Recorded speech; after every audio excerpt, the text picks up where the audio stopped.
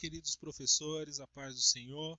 Voltando aqui ao nosso projeto, estamos em Neemias, nossa segunda aula, capítulo 2. Nosso objetivo é somente dar alguns pontos aqui interessantes para que os irmãos possam então desenvolver as suas aulas com rigor. Primeira coisa, vamos ter atenção a alguns detalhes. Convida e motive seus alunos. A irmã Michele entregou uma lista aí para os queridos professores. Convidem, mandem mensagem, liguem, visitem. Vamos fazer com que a escola dominical cresça. Isso, é claro, depende de cada um de nós, depende de vocês, de mim, de vocês. Segundo ponto, planejem muito bem a aula. Irmãos, é o nosso intuito de que a aula seja planejada com muito rigor e que a gente se torne professores profissionais, não professores que estão quebrando um galho ensinando. Irmãos, é um dom de Deus. O ministério de ensino é um ministério muito importante. Então, quanto mais você se desenvolver nesse sentido, você está se desenvolvendo espiritualmente também. Então, ao planejar a sua aula, entenda que você tem que abordar um tema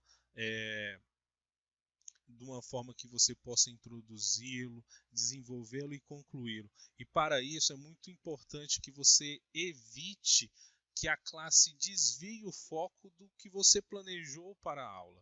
É claro que a gente sempre tem em mente a questão de que o Espírito Santo possa estar levando para que aquela palavra seja uma palavra que a igreja está necessitando e aquela intervenção e mudança de foco foi algo divino.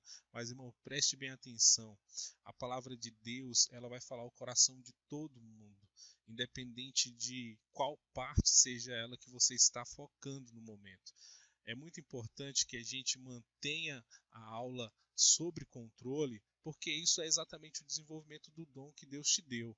Quando a gente ministra uma aula em que ela fica, digamos, sobre diversos temas, fica uma aula confusa. Qual que é o contrário disso? É você focar em um tema, em dois temas. Quando você aborda muita coisa, você não abordou nada em profundidade. Então eu peço que os irmãos se planejem, né, para que a gente tenha uma aula melhor. Então, Neemias capítulo 2, do versículo 1 ao 10, nós vamos ter que primeiro Neemias, como copeiro do rei, ele vai demonstrar uma certa tristeza diante dele. Então ele vai lá para fazer os seus serviços normais, né? Alguns meses depois, né? Nós sabemos que Anani ele vai chegar ali com a notícia para Neemias no mês de Quisleu, né? E no mês de Nisan, uns 4 meses depois, 3, 4 meses depois, nós estamos aqui com o Neemias triste, né?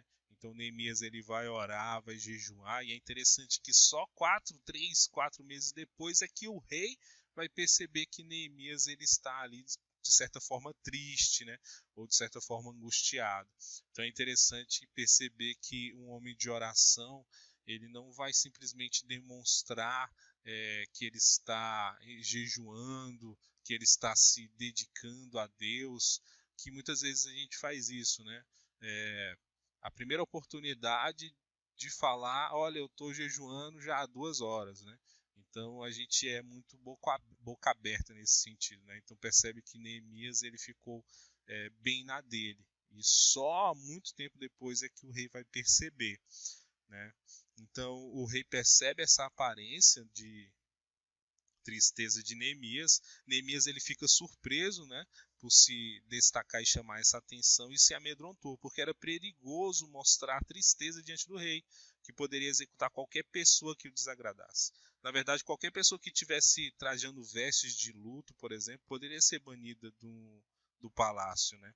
Então, de certa forma, Neemias não se envergonhou de admitir seu medo, mas recusou-se a permitir que o medo o impedisse de fazer aquilo que Deus o chamara para fazer.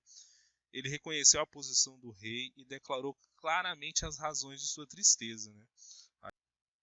Com pouco tempo para pensar, Neemias orou imediatamente, né? Nesse livro ele ora pelo menos 8 vezes, né, espontaneamente, né, de uma hora para outra. Então Neemias ele orava a qualquer momento, mesmo quando estava falando com outras pessoas. Ele sabia que Deus estava sempre no controle e está sempre presente, né? E ouve e atende cada oração. Neemias poderia orar confiadamente durante todo o dia, qualquer hora, estabelecendo um relacionamento infinito, íntimo com Deus, né? Durante ocasiões extensas de orações. Se quisermos alcançar a Deus com nossas orações emergenciais, precisamos dedicar algum tempo para cultivar um forte relacionamento com Deus durante momentos de profunda oração. O rei ele perguntou a Neemias quanto tempo ele passaria lá, né? A Bíblia não responde, mas Neemias ficou lá algo em torno de 12 anos.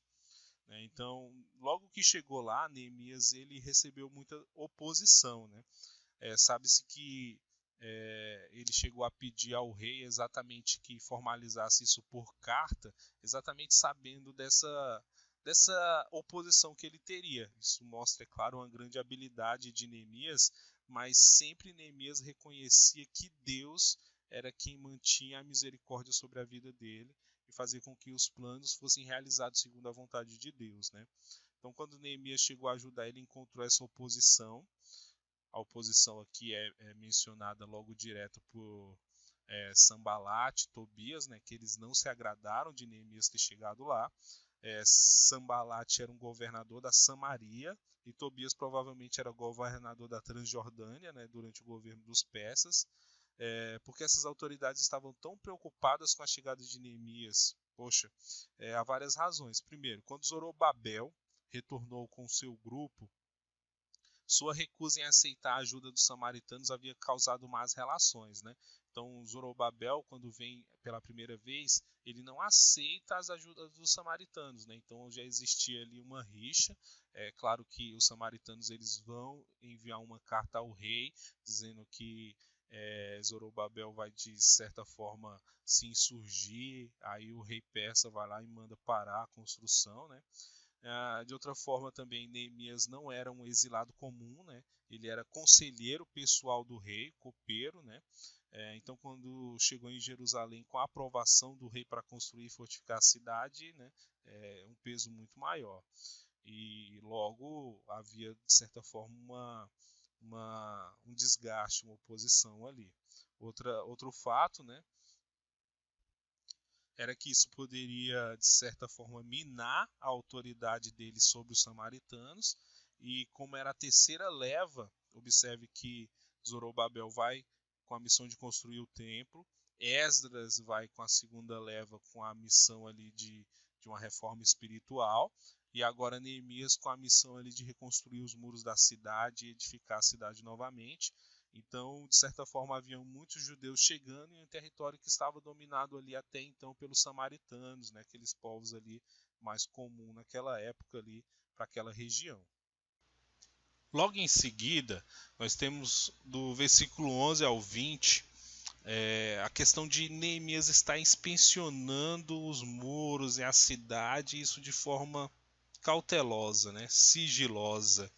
Então ele passou vários dias observando, cuidadosamente avaliando os danos do muro. Depois desse período de consideração e meditação, ele apresentou confiante seu plano. Neemias demonstrou ter um excelente talento para solucionar os problemas. Então observe aí a ideia de você estar concentrado, né, naquele seu objetivo. Ele obteve informações de primeira mão, ele foi lá ver, ele considerou cuidadosamente o problema. A seguir ele apresentou uma estratégia realista, né, antes de mergulhar em seu projeto, né. Siga o exemplo de Neemias e planeje antecipadamente sua aula, por exemplo. Né? Examine sua informação para ter certeza de que suas ideias vão funcionar, seja realista. Então você poderá apresentar o seu plano de aula com confiança e executá-lo. Né? Neemias teve sua missão em segredo, examinou os muros à luz da lua, ele foi à noite, né, para evitar mexericos pouco saudáveis sobre sua chegada e para evitar que os inimigos desconfiassem de seu plano. Somente depois de planejar cuidadosamente, né, é que ele estaria pronto a divulgar a missão que recebera de Deus. Né? Um anúncio prematuro poderia causar rivalidade entre os judeus quanto à melhor maneira de começar. Né? Neste caso, Neemias não precisou de tendenciosas sessões de planejamento. O tempo que ele resolveu ali sozinho, ele conseguiu planejar, né, e trouxe o plano com ações rápidas, né? Logo em seguida há uma renovação espiritual, né? Neemias ele vai então falar de tudo que aconteceu com ele no palácio do rei, né? Quando você encoraja outras pessoas, né, com aquilo que aconteceu com você, com o seu testemunho, né? E em seguida a gente vai ter a oposição de Sanbalat e Tobias, que consideram a reconstrução do muro de Jerusalém como uma rebelião contra o rei, né? Provavelmente ameaçando denunciar os construtores como traidores, né? Esses inimigos também ridicularizavam Neemias, dizendo que os muros nunca poderiam ser reconstruídos porque os danos eram excessivos, né? Neemias não lhes disse que já tinha a permissão do rei para reconstruir, né? Em vez disso, ele simplesmente disse que tinha a aprovação de Deus e isso era suficiente.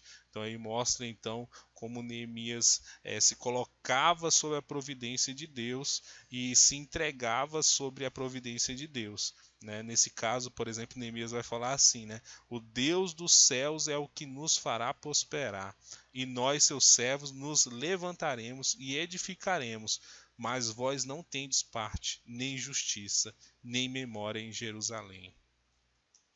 Que palavra, irmãos! Então, o que os irmãos podem trabalhar como tema nessa aula? Primeiro grande tema: a prudência. Em qual sentido?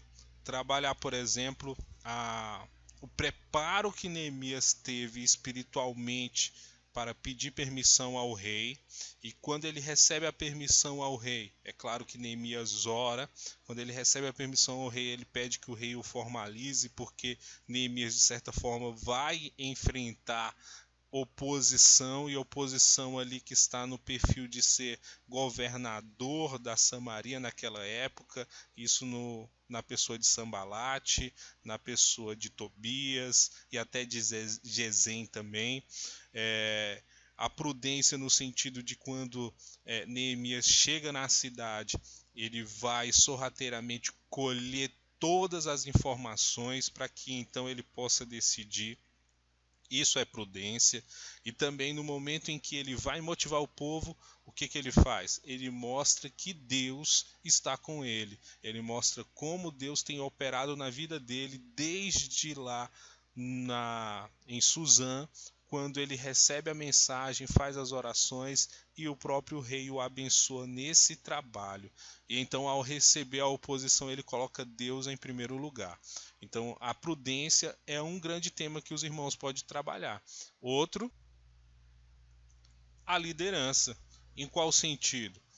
Neemias era um copeiro do rei. Ele não era qualquer pessoa. Ele era, considerando hoje assim, poderia ser considerado o primeiro-ministro. Primeiro-ministro, muito parecido hoje com o presidente. Era ele, na pessoa do rei, que estava ali para decidir sobre a administração junto com o rei. Ele não era só uma pessoa que provava vinhos antes do rei beber. Ele era uma pessoa de confiança. Então ele sabia de administração porque ele ajudava na administração do reino persa naquela época. Então a gente pode trabalhar a questão de liderança. E como é que eu vou chamar as pessoas para uma obra, por exemplo? Aqui a gente percebe o que Neemias fez. A primeira coisa que ele fez, saber tudo que está passando naquele local. Então Neemias foi fazer ali uma inspeção, né? Ele inspeciona a cidade, ele procura todos os detalhes daquilo que está acontecendo, ele procura saber o que está acontecendo para então planejar uma ação e então chamar o povo, a motivar o povo para que esteja trabalhando junto com ele. Se a gente sabe qual é o problema, sabe como resolver, a gente tem uma facilidade maior para chamar as pessoas a trabalhar. Então a pessoa já sabe qual o esforço que ela tem que fazer para conseguir aquele resultado. Então a liderança também é outro grande tema que pode ser trabalhado. Então, irmãos, olha só, trabalhou um ou outro. Se você trabalhar tudo, a sua aula vai ficar confusa. Então foque em alguma coisa. Amém, irmãos? E assim nós terminamos essa nossa segunda aula. Espero cada vez mais estar melhorando e assim ajudando os irmãos a nós vencermos nessa escola bíblica dominical. Amém? Que tudo seja para a honra e a glória de Deus.